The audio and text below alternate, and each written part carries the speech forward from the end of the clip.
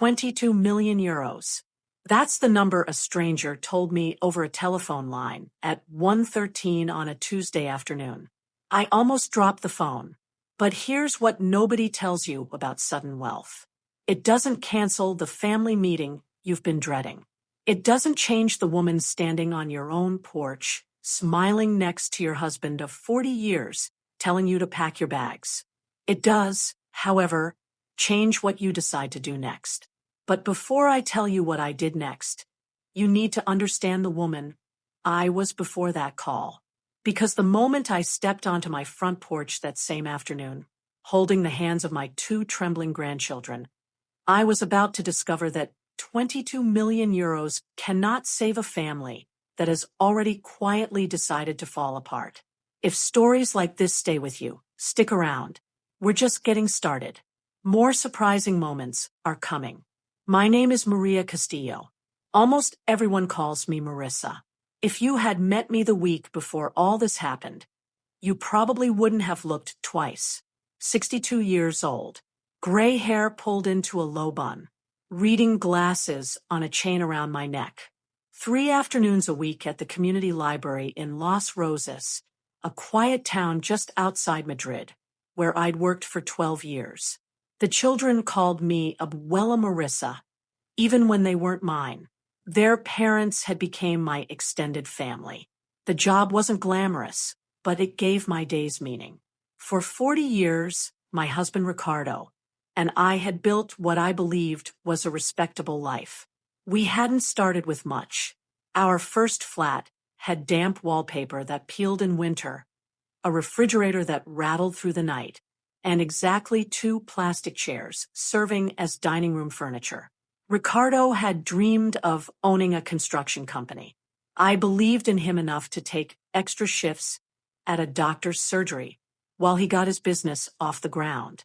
There were years when I balanced the books after putting our children to bed. Years when I skipped buying myself a winter coat because the business needed another van. Years when I smiled through worry so Ricardo wouldn't lose confidence in himself. Eventually, his business succeeded. Neighbors praised him for being self-made. I never corrected them. Marriage isn't supposed to keep score. At least, that's what I believed. Our daughter Carmen was 38, raising 2 wonderful children of her own after a difficult divorce. She worked as a physiotherapist and somehow still found time to bake biscuits for every school fundraiser. Money was always tight, but she refused to complain. Our son Pablo was 35 and taught Spanish history at a public secondary school. He loved his students the way good teachers always do. He often joked that history wasn't really about dates. It was about choices. I thought about that sentence often after everything changed. On the morning my world tilted, nothing seemed unusual. I shelved books until noon, chatted with S.R.A. Garcia about a mystery novel she had just finished, and laughed with a small boy who proudly announced he had finally learned to read chapter books. Around 1 o'clock, my phone vibrated. The number was unfamiliar. Normally, I let unknown callers go to voicemail. Something told me to answer. The man on the other end introduced himself as Daniel Rua, a lawyer who handled inheritance matters, with offices near Plaza de España in Madrid. He spoke calmly, the way lawyers do when they're about to tell you something enormous. He was calling about my great-aunt, Inés Alarcón. I hadn't seen Aunt Inés in years. She was one of those fascinating relatives children whispered about during holiday meals. She'd never married. She wore stylish hats, even in summer. She had quietly turned property investments across Madrid and Barcelona into an extraordinary fortune. Family rumors claimed she owned buildings all over the country, although nobody quite knew how many. After my grandmother passed away, she had gradually stepped back from family gatherings. Life simply drifted us apart. I'm very sorry to inform you, Daniel said gently, that Dona Alarcón passed away 3 weeks ago. I closed my eyes for a moment. Even when someone lives a long life, news of death still lands with strange weight. I'm sorry to hear that. There is, however, another reason for my call. He paused. You've been named the principal beneficiary of her estate. I laughed. Surely he had confused me with another Maria Castillo. There must be some mistake. There is no mistake. The will has been reviewed several times. Every legal detail is in order. Then he calmly listed what Annie Ness had left me. 22 million euros in carefully managed investments. A restored office skyscraper in the heart of Madrid's financial district. Majority control of a charitable foundation she had created decades earlier. I couldn't speak. The library around me faded into silence. Finally, I whispered, "Why me?" "I'm afraid I can't fully answer that over the phone. Donna Alarcón left a personal letter. We'd like you to come to our office tomorrow morning." I had to lean against a bookshelf because my knees suddenly felt weak. "There is one request. Until the ownership transfers are finalized, we'd appreciate complete confidentiality." "You have my word." After we hung up, I simply stood there staring at rows of books. 22 million euros. The number didn't feel real. Oddly enough, I wasn't imagining luxury cars or jewelry. My first thought was Carmen. She would never have to worry about mortgage payments again. My second thought was Pablo. His classroom constantly needed supplies that teachers usually bought themselves. Then I thought about Ricardo. Maybe this was finally our chance to slow down together. We had traveled so little in our marriage. There were national parks we had always talked about visiting. The Picos de Europa in autumn. Small coastal villages along the Costa Brava. Quiet drives through the Sierra de Gredos in spring. Perhaps life was offering us one last beautiful chapter. I finished my shift early that day and drove to the primary school to pick up my grandchildren, Lucia and Mateo. The moment they climbed into the back seat of my old seat, all my worries disappeared. "Abuela," Mateo announced proudly, "I got a perfect 10 on my maths test." Lucia rolled her eyes. He already told 3 people. "I got a perfect 10, he repeated. "I heard you." I laughed. On the drive home, they argued about whose turn it was to choose the music, then begged for ice cream. I promised we would celebrate soon. Neither child realized I was already mentally paying their future university fees. 2 lives made easier before they even knew it. As we turned into our street, I noticed 2 unfamiliar SUVs in the driveway. Neither belonged to Ricardo. A strange feeling settled into my stomach. "Abuela," Lucia asked softly. "Everything's fine, sweetheart." But somehow I already knew it wasn't. The moment I stepped out of the car, the afternoon felt unnaturally still. Even the birds sounded quieter. Lucia slipped her small hand into mine. Mateo reached for my other hand without saying a word. Children have a remarkable instinct. They often sense trouble long before adults admit it's there. Ricardo was standing on the front porch. He wasn't alone. Beside him stood a woman I had never met in person, although I had seen her in photographs on social media months earlier. She was tall, impeccably dressed, probably in her mid-30s, with perfectly styled hair and the confident posture of someone accustomed to getting exactly what she wanted. Her name was Beatriz Solar. She was one of the top real estate agents in our part of Madrid. I had heard neighbors mention her more than once. I had also seen her name appear on Ricardo's phone often enough for it to settle uncomfortably in the back of my mind. I had asked him once, "Who is Beatriz?" Without looking up from his dinner, he had answered, "A commercial property agent. She helps one of my clients." I had accepted the explanation. After 40 years of marriage, trust becomes less of a decision and more of a habit. Several cardboard boxes were stacked beside the porch steps. My flower pots had been pushed aside. One box had my name written across the top in thick black marker. Marissa, not Mama. Not Carrie. Just Marissa. It struck me as colder than anything either of them could have said. You got here, Ricardo said. His voice was almost businesslike. I live here, I answered quietly. Beatrice smiled with the kind of politeness that never reaches the eyes. I suppose we should get this over with. My heart began beating harder. I glanced at my grandchildren. Kids, why don't you wait by the car for a minute? No, Mateo whispered. I want to stay with you. Ricardo sighed impatiently. They don't need to hear this. Then maybe you shouldn't have chosen today. He looked away. That tiny gesture hurt more than shouting would have. Beatrice stepped forward holding a manila envelope. She handed it toward me. Ricardo didn't. That alone told me more about my marriage than any conversation ever could. These are divorce papers, Ricardo said. Just like that. No apology. No explanation. No acknowledgement of 40 years together. Only facts. I filed several months ago. Several months. I stared at him. I wanted everything prepared before we talked. Prepared. Such an efficient word for dismantling an entire life. When exactly were you planning to tell me? When the timing made sense. I almost laughed. I had spent decades arranging my life around his timing. Waiting until the busy construction season slowed. Waiting until contracts improved. Waiting until retirement. Apparently, I had waited too long. Beatrice slipped her arm through Ricardo's. The gesture wasn't affectionate. It was possessive. I think honesty is healthier than pretending, she said.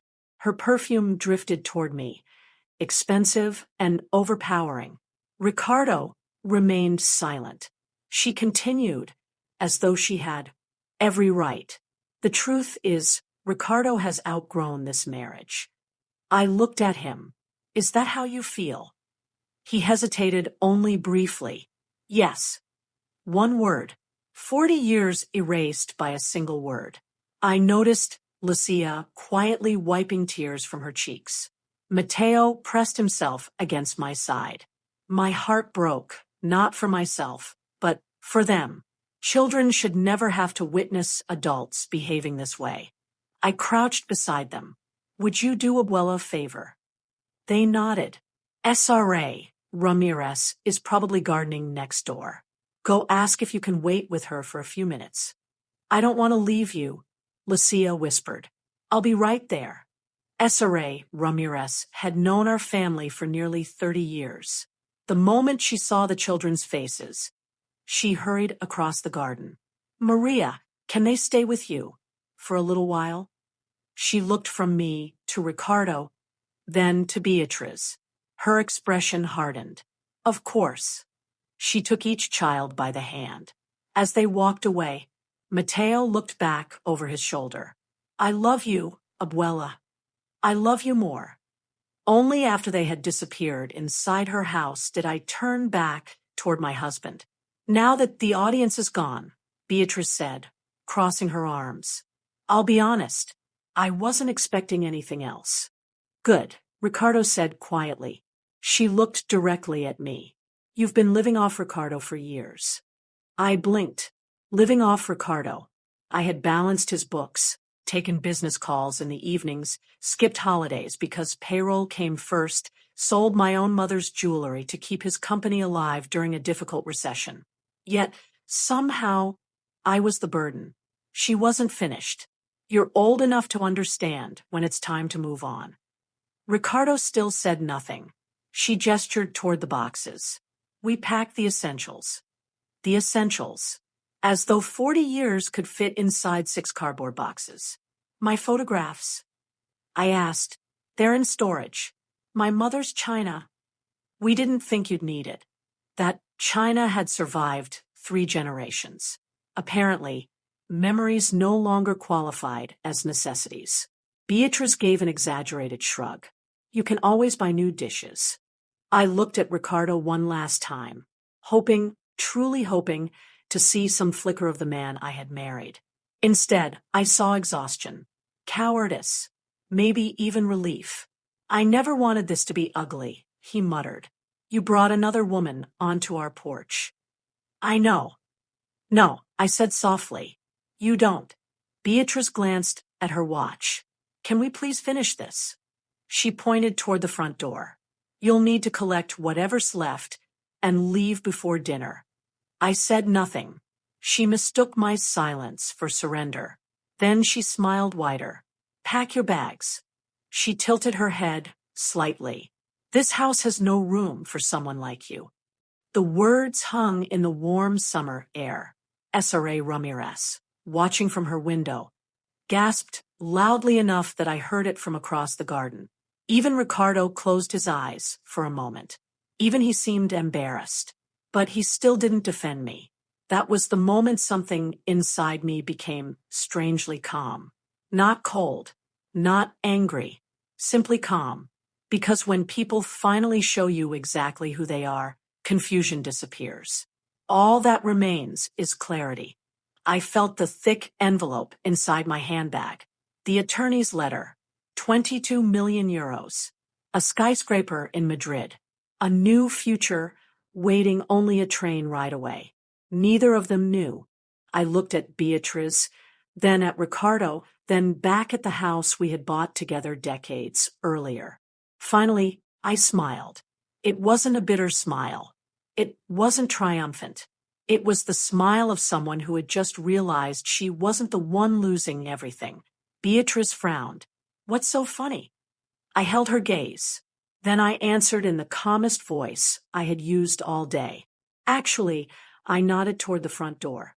This house belongs to me. Ricardo laughed first, a short, dismissive laugh. Beatrice joined him almost immediately. Oh, that's adorable, she said. You really are in denial. I shook my head. No. Then I looked directly at Ricardo. Do you remember the recession 15 years ago? His smile faded. The construction company was nearly bankrupt. Creditors were about to seize everything. He didn't answer. You were terrified they would take the house. Now, the color slowly drained from his face. I signed every document your attorney placed in front of me. One of them transferred the deed into my name to protect the property while the business recovered. Beatrice looked from him to me. What is she talking about? Ricardo's mouth opened. No words came out. You always said we'd transfer it back once things stabilized. We never did. Silence settled over the porch. For the first time that afternoon, Ricardo looked genuinely afraid. Beatrice turned sharply toward him. You told me this house was yours. It was supposed to be. No, Ricardo. It was supposed to be ours. Neither of them spoke. I walked past the boxes without touching a single one. When I reached the front door, I took out my house key. It still fit. The lock clicked open with the same sound I had heard thousands of times over 4 decades. Before stepping inside, I turned back. I'll have my attorney review these divorce papers. Then I closed the door behind me. For the first time in years, the silence inside our house felt strangely peaceful. I leaned against the hallway wall and let out a long breath I had not realized I'd been holding. My hands trembled, not because I doubted myself, because I had finally stopped pretending. 40 years of quietly overlooking little disappointments had led to one enormous betrayal. The kitchen looked exactly as I had left it that morning.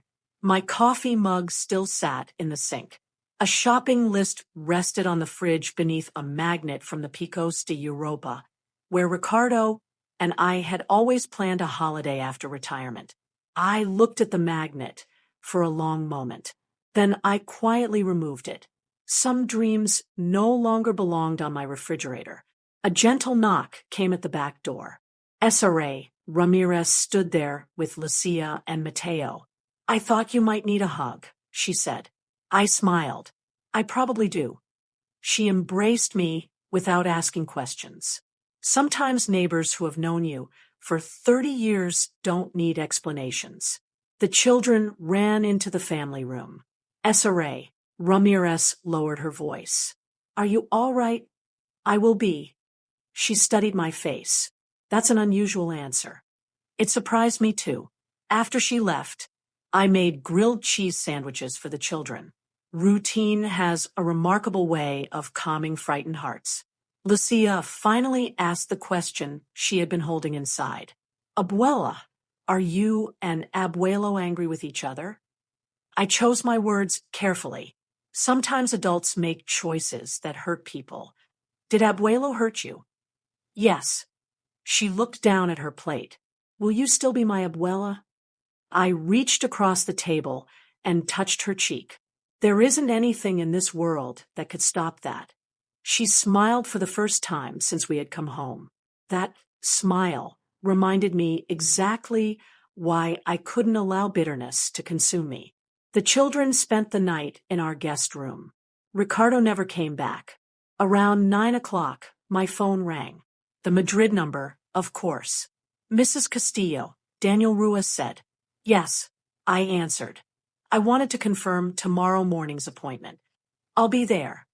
There are several documents requiring your signature.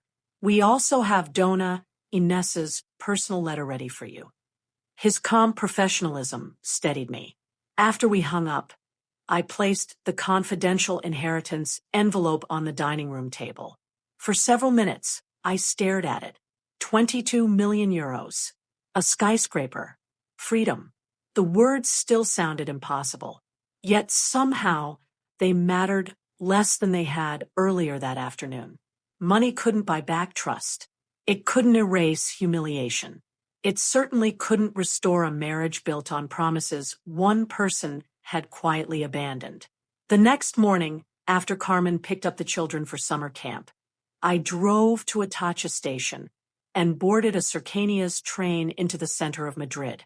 I had made that trip countless times over the years, usually for concerts at the Teatro Real or matinees along the Gran Via. This morning felt completely different. As the skyline appeared along the Manzanares River, I wondered how many times Aunt Inés had looked at these same buildings while quietly deciding my future. The law firm's office occupied the 23rd floor of an elegant building near Plaza de España. Everything inside reflected understated success. Dark wood, fresh flowers, soft conversations. A receptionist greeted me warmly. Mrs. Castillo, Mr. Rua is expecting you. Daniel Rua looked to be in his late 50s, wearing a navy suit and kind eyes behind thin-framed glasses. He shook my hand. My condolences again for your loss. Thank you. He led me into a spacious conference room overlooking the Castellana. Several neatly organized folders waited on the polished table. So, he said with a gentle smile, shall we introduce you to your new responsibilities? The next 2 hours passed in a blur of signatures, explanations, and astonishing numbers. Aunt Inés's estate was even more carefully organized than I had imagined. The Madrid office tower had been fully restored years earlier and was nearly completely leased to law firms, architects, and nonprofit organizations. Its rental income alone generated several million euros every year. The 22 million euros wasn't sitting in stacks of cash. It was held in investment accounts, government bonds, certificates of deposit, and carefully managed funds designed to provide long-term stability. Then came the charitable foundation. It funded literacy programs, scholarships for low-income students, housing assistance for seniors, and neighborhood libraries across Spain. I smiled. She had supported libraries. Mr. Rua smiled back, very generously. That somehow made perfect sense. Finally, he opened one last folder. This is Dona Inés's personal letter. The envelope had my name written in elegant blue ink. My hands shook slightly as I unfolded the pages. Dear Marissa, if you're reading this, then I've finally run out of time. You may wonder why I chose you. The answer is surprisingly simple. I watched. I frowned. Watched. Mr. Rua nodded. She anticipated that sentence would surprise you. I continued reading. A family doesn't reveal itself during holidays or weddings. It reveals itself during ordinary Tuesdays. I watched you visit your grandmother when others found excuses. I watched you quietly help your neighbors. I watched you support your husband without demanding recognition. I even visited your library several times over the past decade. Tears blurred the page. I had no idea. Money magnifies character. It does not create it. The wrong relatives wanted my buildings.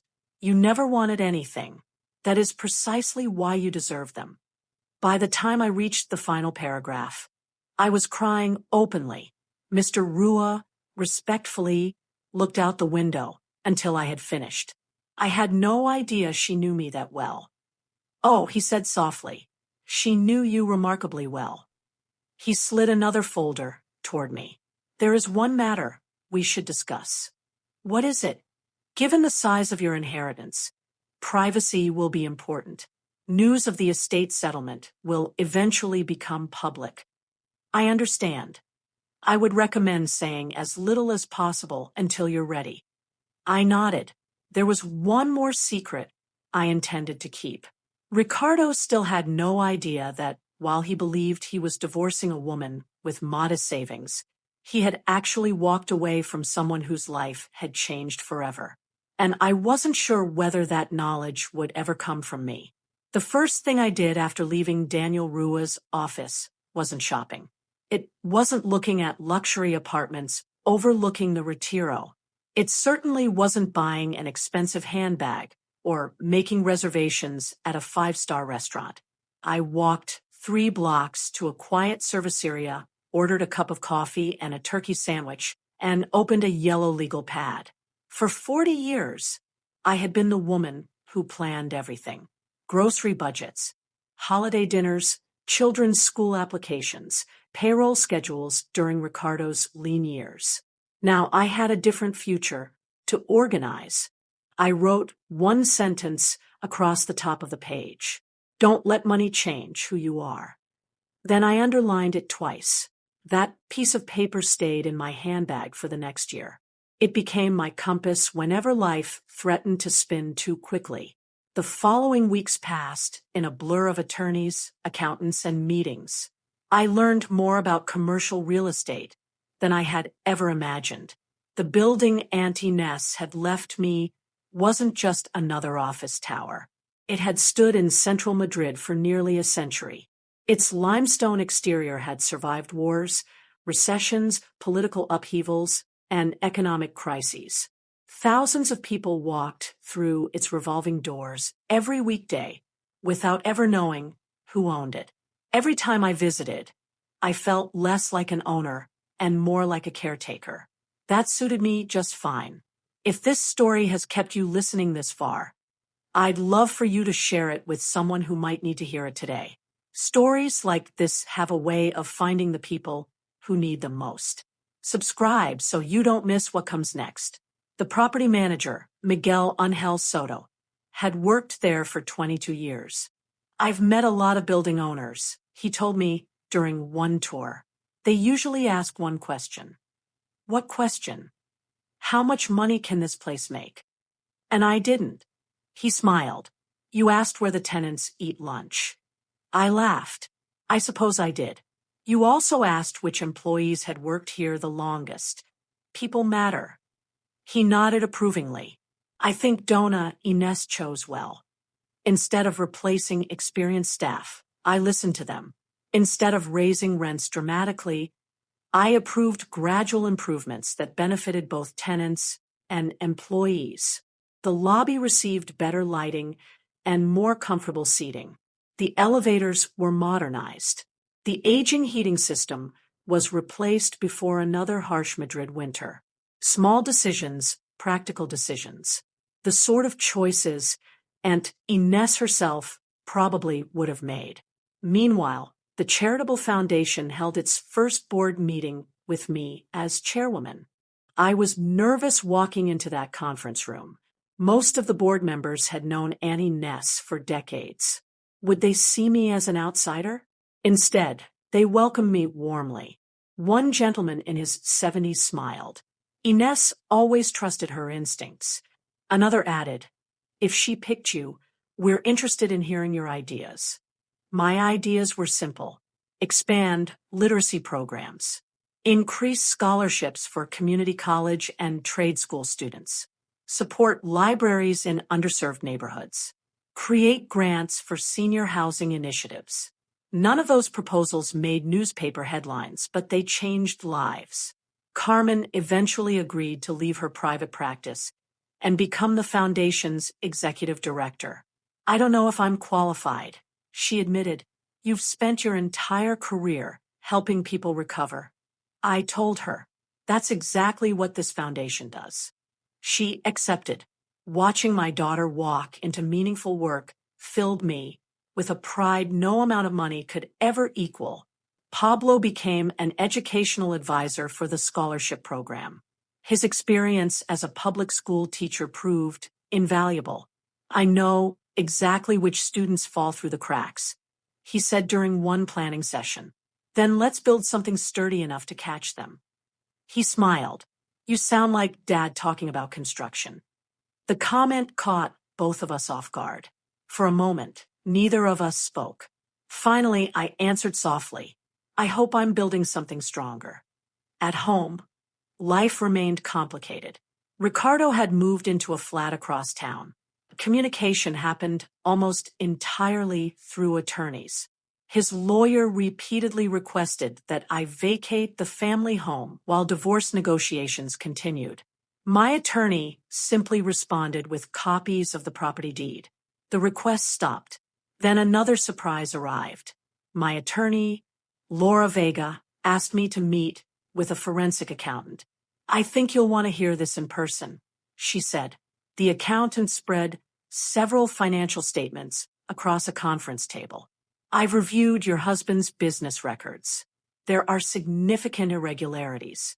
He pointed toward highlighted transactions. Company funds had paid for luxury holidays, jewelry purchases, a leased sports car, thousands of euros in restaurant charges, all connected to Beatrice. I stared at the paperwork. I thought Ricardo was paying for those personally. "So did he." "What do you mean?" "The company paid." He slid another document toward me.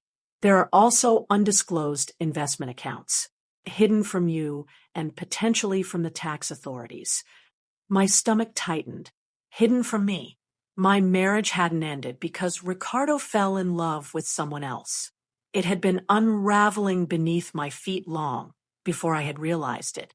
There were missing funds, questionable bookkeeping, contracts that appeared unusually favorable to certain subcontractors. The accountant looked at me carefully. "Mrs. Castillo, I want to be clear. I appreciate that. We're not accusing anyone of crimes." "No, but these records deserve closer examination." I nodded slowly. "Then let the records speak for themselves." That became my approach. No anonymous phone calls, no revenge schemes, no public accusations. If Ricardo had broken laws, the truth would emerge through proper channels. I had no desire to destroy him. I simply refused to protect him anymore. Several months later, local business news finally announced that Aunt Ines Alarcon's estate had officially been settled. The mystery heir was no longer a mystery. My photograph appeared beside an article describing the foundation's expanded community initiatives. The headline wasn't about wealth. It focused on literacy grants and scholarships. I appreciated that. Late that afternoon, my phone rang. "Ricardo." I let it go to voicemail. A few minutes later, another call came. Then another. Finally, I listened. "Marissa." His voice sounded unlike any I had heard before. "You inherited Ines Alarcon's estate." I said nothing. He continued. "I just saw the news." Another long silence. "I didn't know." "No," I whispered to the empty room. "You didn't." The next voicemail arrived from Beatrice. Her tone was dramatically different from the woman who had stood on my porch. "Maria, I think we've gotten off on the wrong foot." I almost smiled. The wrong foot.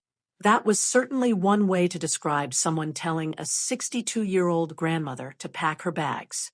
She continued, "I'd really love to meet for coffee." I deleted the message before it finished. The following week, Ricardo began sending handwritten letters. Not emails, not text messages, actual letters. He apologized for being distant. He admitted he had handled everything poorly. He wrote that 40 years couldn't simply be erased. For the first time in months, I cried, not because I wanted him back, but because I finally understood something painful. He hadn't written those letters when he believed I was an ordinary retired librarian. He wrote them after discovering I owned a Madrid skyscraper. That realization ended the last fragile thread of hope I hadn't even known was still hanging on. Money hadn't changed me. It had simply revealed everyone else. The first snow of December arrived earlier than expected in our town outside Madrid. I stood in my kitchen, watching soft white flakes settle across the back garden. The same garden where Ricardo had once taught Pablo to throw a football, and where Carmen had insisted every snowman needed a proper scarf. It was strange how a place could hold beautiful memories and painful ones at the same time. The divorce was finalized just before Christmas. There was no courtroom drama, no shouting, no dramatic speeches. Just signatures from a judge, and the quiet ending of a marriage that had lasted nearly 41 years. When I walked out of the courthouse, I felt lighter than I had in a very long time. Not happy. Healing isn't the same thing as happiness. But free. The forensic accountant's findings continued moving through proper legal channels. Several months later, Laura Vega called. "I thought you should hear this from me before it reaches the newspapers."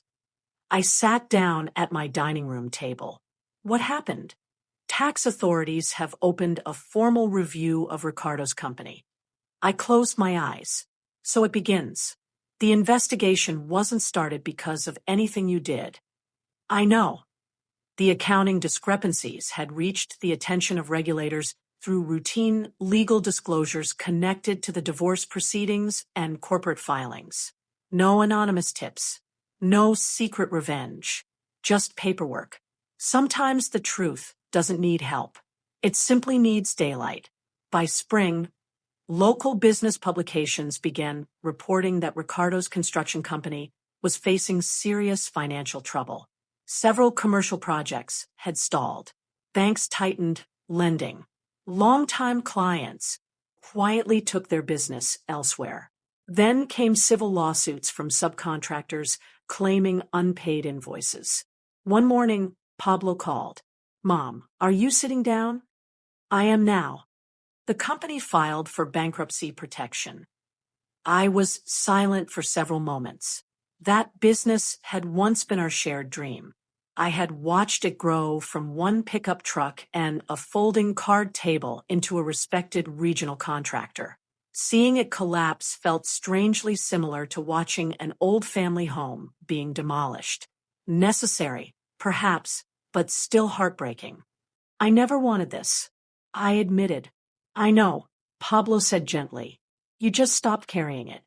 His words stayed with me. A week later, another piece of news spread through town. Beatrice had left Ricardo. Not quietly, either. One of Carmen's friends who worked in commercial real estate reluctantly mentioned that Beatrice had been seen attending charity galas with another developer. This one from Marbella. Apparently, he owned several luxury apartment complexes along the Costa del Sol. Carmen hesitated before telling me. "I wasn't sure you wanted to know. I appreciate your honesty. Does it make you feel satisfied?" I thought carefully before answering. "No." She looked surprised. "I don't enjoy watching people discover that selfish choices have consequences." "But she hurt you." "Yes." "And Dad." "Yes." I poured us both another cup of tea. "Carmen, revenge sounds exciting in stories. She smiled faintly, but in real life, it usually arrives looking a lot like sadness. She reached across the table and squeezed my hand. I'm proud of you. I've made plenty of mistakes. Not this time. Several weeks later, my phone rang again. Ricardo. This time I answered. Hello. His voice was quieter than I had ever heard it. Marissa, would you meet me? I hesitated. I don't think that's wise. Please. There was a long silence. I don't want anything. Another pause.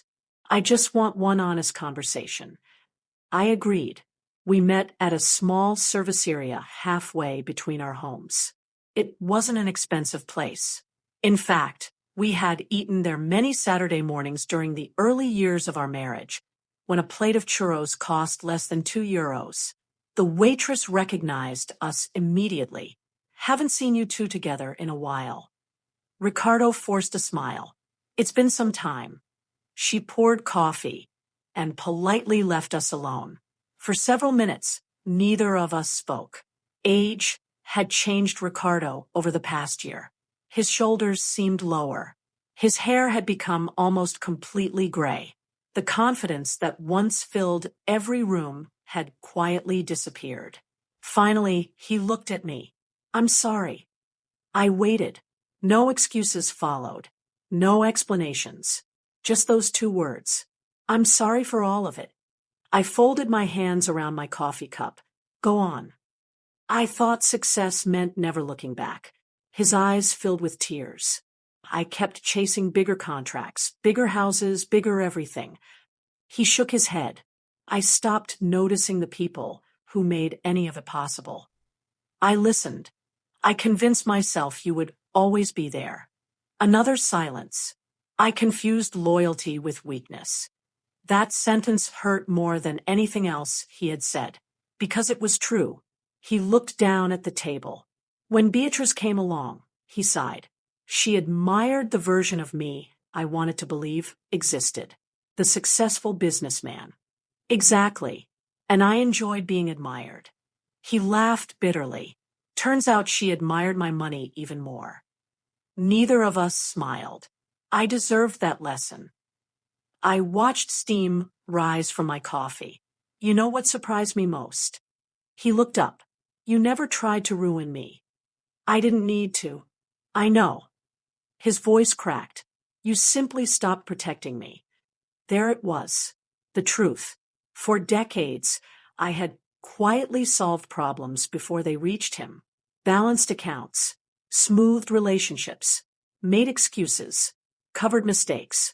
When I stopped doing those things, he had to face himself. I've had a lot of time to think, he continued. I keep remembering little things. Like what? The nights you stayed awake doing payroll. The birthday you canceled because one of my employees needed emergency surgery. He smiled sadly. I don't think I thanked you even once. You didn't. I'm thanking you now. I nodded. Thank you. Those words were nearly 40 years late, but they were sincere. Ricardo took a deep breath. I don't expect another chance. There isn't one. I know. I've forgiven you. He looked startled. You have. Forgiveness isn't the same as reconciliation. I refuse to carry bitterness for the rest of my life. But I also won't pretend trust can be rebuilt after what happened. He nodded. I understand. I truly hope you build a peaceful life. I'll try. As we stood to leave, he hesitated. Marissa. Yes. I always thought inheriting millions made you the richest person in the room. He looked directly at me. I was wrong. Before I could answer, he quietly added, You were richer than me long before your aunt ever wrote that will. He walked out into the afternoon sun alone. I watched him cross the small car park with slower steps than I remembered.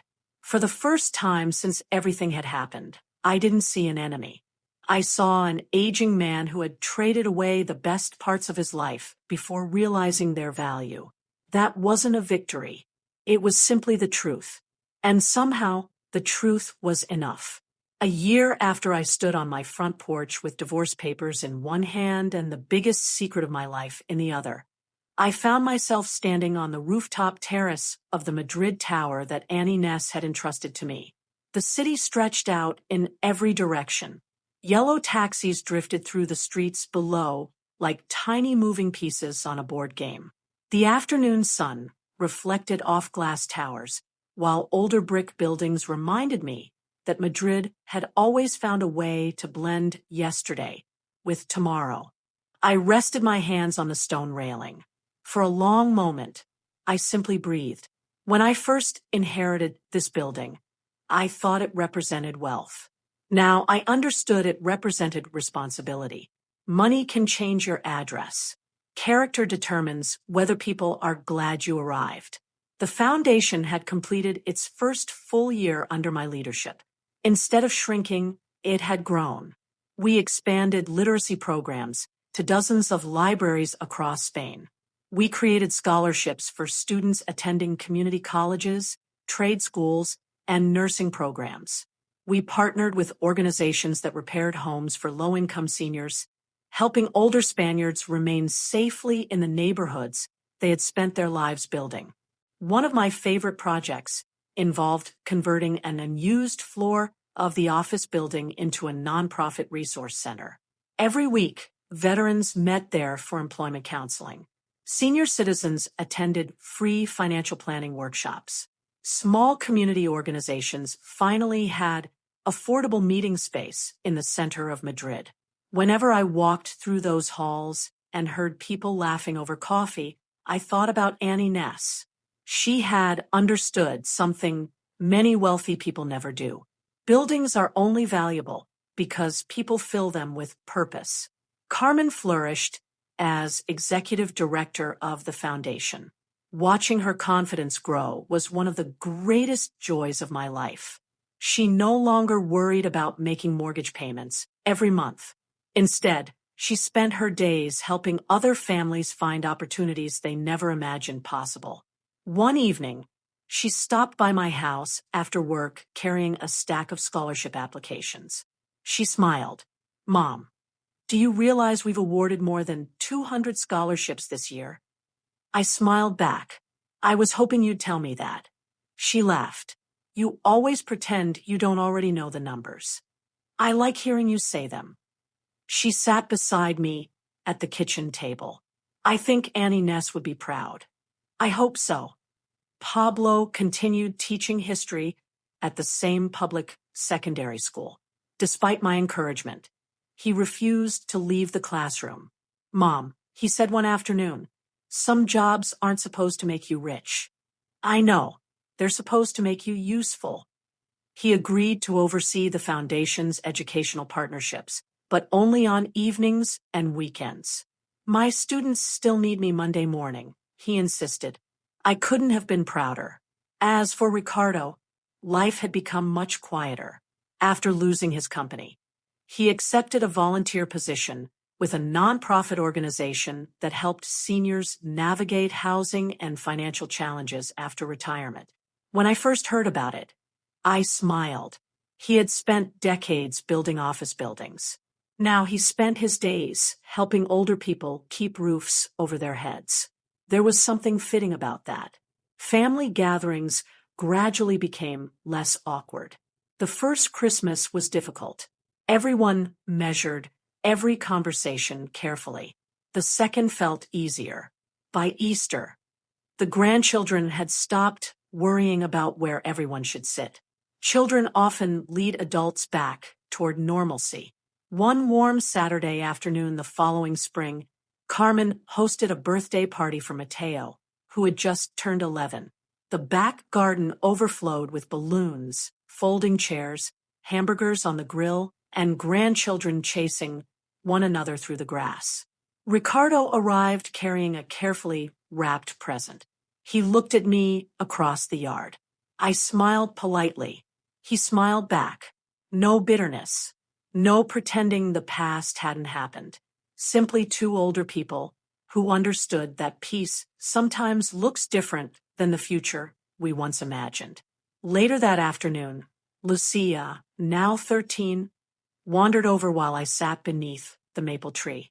Abuela. Yes, sweetheart. She leaned against my shoulder. Can I ask you something? Of course. Were you ever really angry at Abuelo? I looked across the yard. Ricardo was helping Mateo assemble a new telescope. He laughed as the boy accidentally pointed it backward. For a long moment, I watched them. Then I answered honestly. Yes, really angry. Very. What changed? I thought carefully before speaking. If I had stayed angry forever, I would have let his mistakes keep controlling my life. She considered that. So forgiving someone isn't saying what they did was okay. No, it's saying you won't let what they did decide who you become. She nodded slowly. I think I understand. I hope you won't need that lesson for many years. She hugged me. I'll remember it anyway. That evening, after everyone had gone home, I found Aunt Inessa's letter in my desk drawer. The paper had become slightly worn from being read so many times. One sentence still stood out above all the others. Money magnifies character. It does not create it. She had been right. Ricardo's money had magnified his pride. Beatrice's ambitions had magnified her greed. My inheritance had magnified the values I had spent a lifetime trying to live by. Wealth hadn't rescued me. It had simply given me more opportunities to be the person I already wanted to be. As the sun began setting, I drove into Madrid one last time that evening. I rode the elevator to the top floor of the building and stepped onto the rooftop terrace. The sky glowed with shades of orange and soft purple. Far below, millions of people hurried through another ordinary day. I smiled. A year earlier, I thought the greatest blessing I had received was 22 million euros and a skyscraper. I couldn't have been more mistaken. The greatest blessing was discovering that my worth had never depended on my husband's opinion, my bank account, or anyone else's approval. It came from the quiet choices I had made over a lifetime. The choices to work hard, to love deeply, to forgive without forgetting, to protect my family, to remain kind without becoming naive. Those choices became the richest inheritance of all. If my story has stayed with you, I hope you will take a moment to think about the people in your own life who have quietly stood beside you through the ordinary years. Sometimes they are the true treasures we do not fully appreciate until life tests us. And if this journey meant something to you, I would love for you to share your thoughts. Pass this story along to someone who might need it, and subscribe for more stories about resilience, second chances, and the quiet strength that often comes with growing older. Thank you for spending this time with me.